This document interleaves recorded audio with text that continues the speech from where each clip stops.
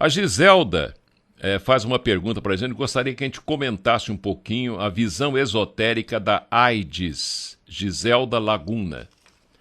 Giselda, não sei se vou dizer o que você espera ouvir. Porque muitas vezes você, para dizer de uma visão esotérica com relação a determinada doença, como o caso, né, do vírus da AIDS, você, para dizer alguma coisa a respeito, você teria que ter um revelador aqui presente. O revelador da era de Aquário seria Maitreya Buda. Ele não se manifestou como muita gente esperava, como um ser vivo, a cores, com CPF, com tudo, para contar para a gente como é que é essa história. Que são seres especiais, já encarnados, seres de outros dias da criação, com umas messes ou missões, ou messe ou missão maior que a nossa. A nossa é pequenininha. A deles é maior devido ao estado de consciência superior. Então a gente fica mais num achômetro, né? Eu acho que, e eu acho que falha.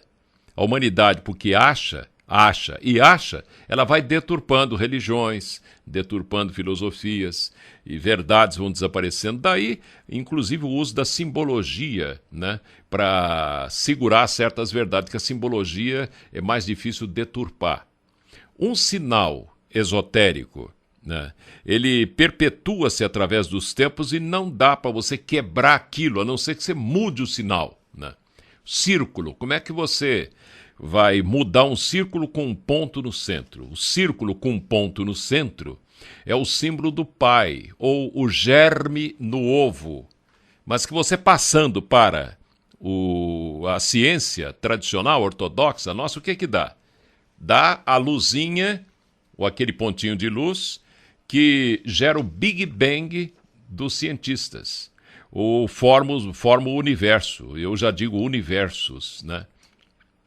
E também, se você ler um livro antiquíssimo chamado Instâncias de Xian, diz assim, ó: tudo era uma harmonia e um equilíbrio tão perfeitos que não havia vida como podemos concebê-la. Até que um ponto de luz surge no seio do inefável, que era tudo escuro, e esse ponto de luz, ele aparece para gerar a desarmonia e o desequilíbrio para girar a roda da vida. Equilíbrio demais, justeza demais, a roda da vida não gira. Aí é um sinônimo, por exemplo, de criar a polaridade, o positivo e o negativo. É o exemplo, por exemplo, de um motor rotativo, onde você tem um induzido que gira e umas bobinas de campo que geram energia para esse induzido girar. Uma é positiva, outra é negativa, e quando você coloca a corrente elétrica nesse motor rotativo, motor elétrico, né? Vamos supor, monofásico mesmo aí. Então o que acontece? O bifásico, tanto faz. A hora que você liga, põe energia elétrica nele, ele tem uma folguinha no induzido, né? Esse induzido tem um coletor com os carvões ali, os carvões em cima dos coletores, né? E aquela folguinha faz ele dar uma balançada e ele sai da inércia e começa a girar. Assim é o universo. O equilíbrio e a harmonia, ou caos grego com K, é tão grande que não tem vida como podemos concebê-la. Então, o que acontece? Surge a desarmonia e o desequilíbrio por intermédio de um ponto de luz nesse universo, ou ponto dentro do círculo, né? E aí nós podemos chamar isso de Pai.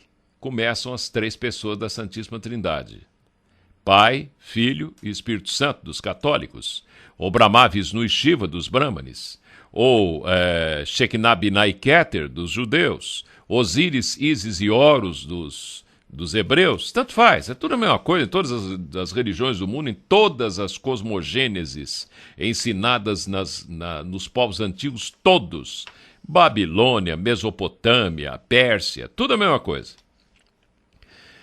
Eu estou falando isso para quê? Para a gente poder dar uma ideia a você, né, de começo, meio e fim. Começo, pontinho no círculo. Meio, o plano mental, ou o diâmetro. Aquele ponto vai para a esquerda e para a direita, na horizontal.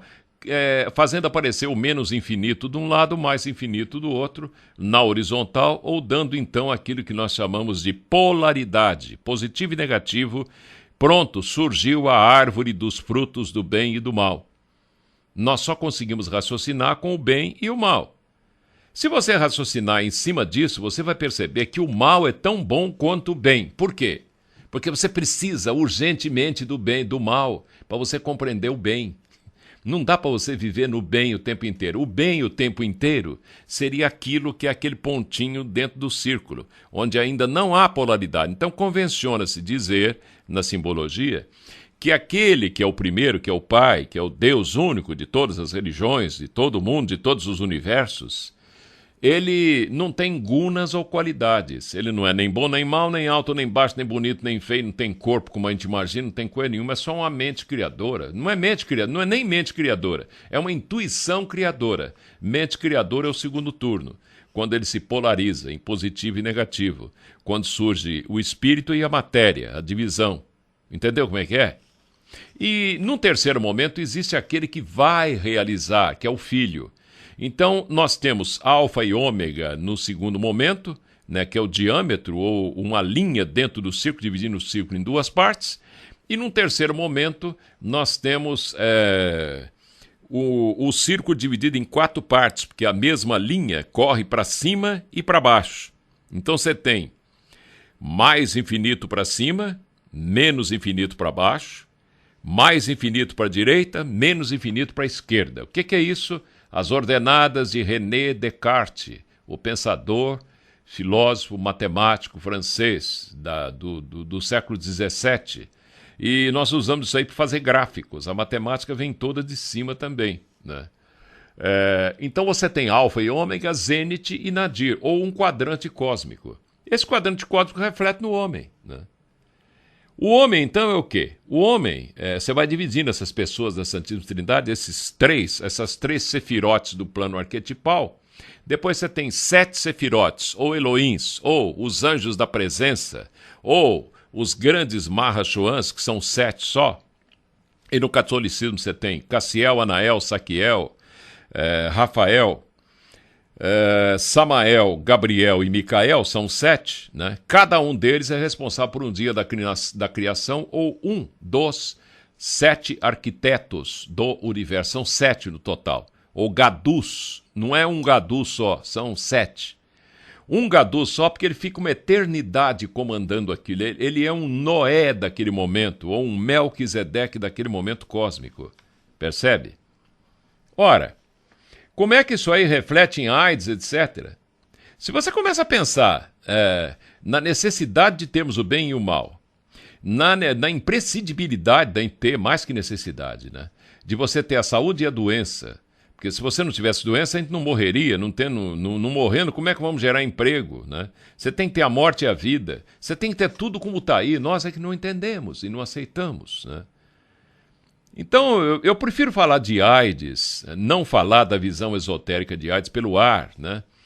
Que nós tivemos um grande mestre que procurou explicar para a gente coisas que não dá para entender pela ciência ortodoxa ainda. Por exemplo, o Treponema pallidum, que é um micro-organismo que provoca a sífilis como doença venérea, segundo nos foi ensinado por um grande mestre, ele nasceu na Atlântida, devido a libertinagem imperada lá na queda da Atlântida. Quando o ser humano não tem mais aqueles princípios que o ligam a uma fé, né, religiosa, ou que seja ela religiosa no sentido que nós entendemos, ou religiosa no sentido de nos religarmos às nossas origens, né, o indivíduo, quando perde isso, ele parte só para os prazeres aqui da Terra. Dentre esses prazeres, o que mais dá prazer é o da carne, né, da carne no sentido sexual. Os atlantes caíram aí. Há uma concordância das escolas iniciáticas a esse respeito. Esses micro-organismos são gerados com essa confusão de corpos.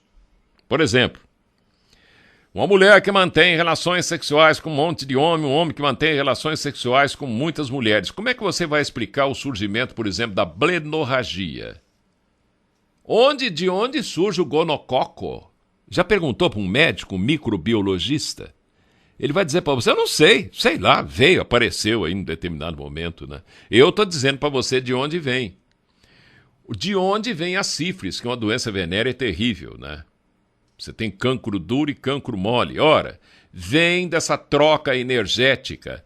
Se o doutor Drauzio Varela fica explicando pra gente que o sistema ABO de sangue, onde você tem A positivo e negativo, B positivo e negativo, O positivo e negativo, e depois você tem o AB, o receptor universal, doador universal, aquela coisa toda, se um sangue tem aglutinina e aglutinógeno e um não combina com o outro, dá a reação de toxicidade entre nós, é sinal que as nossas energias são diferentes umas das outras. E se você cruza essas energias todas, não tem gente que tem mal olhado, que só de você olhar para ela você já está se sentindo mal, parece que está sugando energia sua? Ô Giselda, assim é também com tudo que acontece no universo. É atração e repulsão, que acaba desembocando na chamada lei do karma também, né? Então, essa libertinagem dos Atlantes gerou esse micro-organismo que ele nasce no astral e depois... ele fica escondido nas canoplas do chakra, no plano vital, na aura, né? Esperando a CNTP dos químicos, ou as condições normais de temperatura e pressão, né? E aí ele se materializa no físico, pronto. E aí começa a reprodução pelos processos normais que a gente conhece na biologia. Cisparidade ou bipartição, aquela coisa toda que você estuda na biologia por aí, não preciso ficar falando aqui a respeito. Espero que você tenha compreendido. Eu tenho a impressão, eu sou um achólogo também no meio aí, que a AIDS também é fruto dessa nossa vida errada, essas mexidas que a gente dá aí no chão, na terra, inseticida, pesticida e sei lá o que mais, essas mudanças energéticas provocadas nas grandes cidades por poluição do ar, poluição da água e tudo mais. E essas trocas de casais, esses prazeres materiais que o ser humano tanto gosta, podem ter acabado gerando também, como gerou na Atlântida, o HIV, vai saber.